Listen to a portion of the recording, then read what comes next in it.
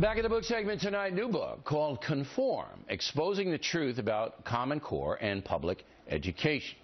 Joining us now from Dallas, the author of the book, the always perspicacious Glenn Beck.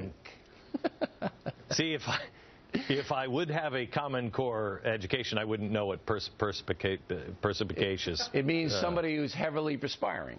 No, it does not. No, it does not. No, it means somebody who's wise in distant ways. Now, what's the headline of the book? All right, so here's the deal. You always talk, Bill, about a culture war, and that's really what Common Core is all about. It is about taking our kids and molding them into good little citizens, however the state wants those good little citizens. And the left should absolutely love this because it's not just the state that is doing it. It is business that is also. So we can have good little citizens and good little drone workers. I want my kids to have a full understanding of knowledge.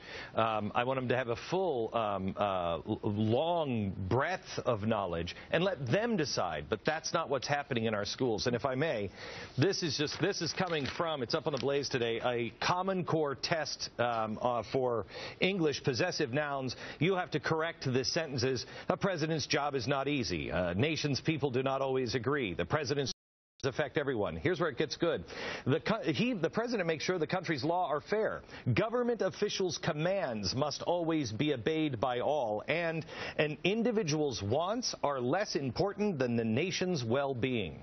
Now, is this really about correcting grammar, or is this about indoctrination? I see what you're saying, that you believe there's a propaganda aspect injected into the Common Core. But let me ask you this. Yeah. Jeb Bush, very good on education, did very well in Florida in raising educational standards.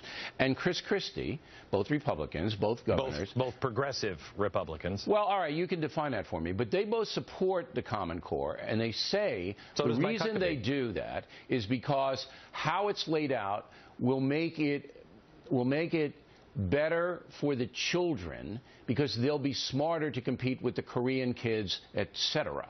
And you say?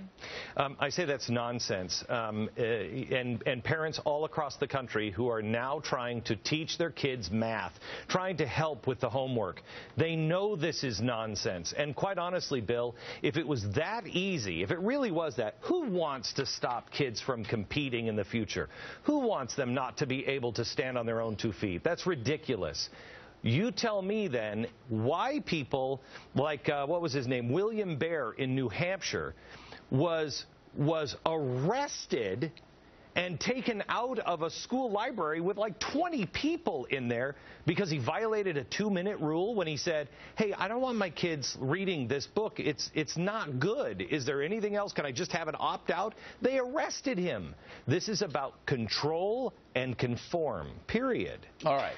But why would a Bush and a Christie buy into that if it were so apparent? I mean, I don't know. You would have to ask that question. You don't have a theory on why? You just said they were Republicans. What's the theory? Because they are also in bed with big business. And what's the advantage to big business to have Common Core? It's a huge business, Bill. If you go back, and you can find this, I think it's up on the Blaze, you have, and it's quoted in the book, Bill Gates, where Bill Gates is giving a speech, and he's talking about how great, and quote, we're going to have customers lined up around the corner for this.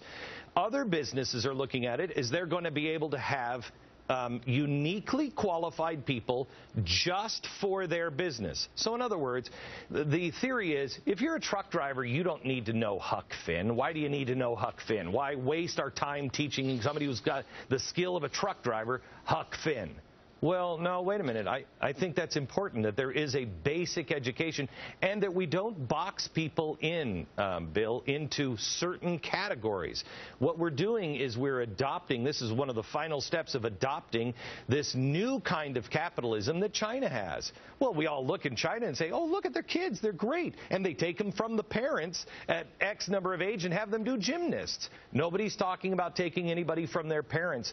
But how many parents think that they have control over their children's food, over their children's education? How many parents think the parents, that, you know, they can do what I do, and I think you do it too. They can teach them themselves, and I do a lot of that myself. All right, well, look, the book is very provocative, as all Beck stuff is Conform. Well, how you been, Beck, by the way? How you been? I don't trust you on this question. I don't think you honestly... I'm liking the little goatee. What are you driving at, Mr. O'Reilly? I listen to your program. I haven't talked to you in a while. Want to know how things are in Texas, and I like the goatee. You look like the Dos Equis guy, the most interesting man in the world, and I'm sure you're close. I sure I am. And I happen to agree with all of the guests on Libertarian that you've had on tonight. Oh, I'm watching you, O'Reilly. You better I'm watching you. You're wrong. Freedom. Freedom. There he is. All right, Glenn Beck, everyone. Fact or tip of the day, what I did in Hawaii.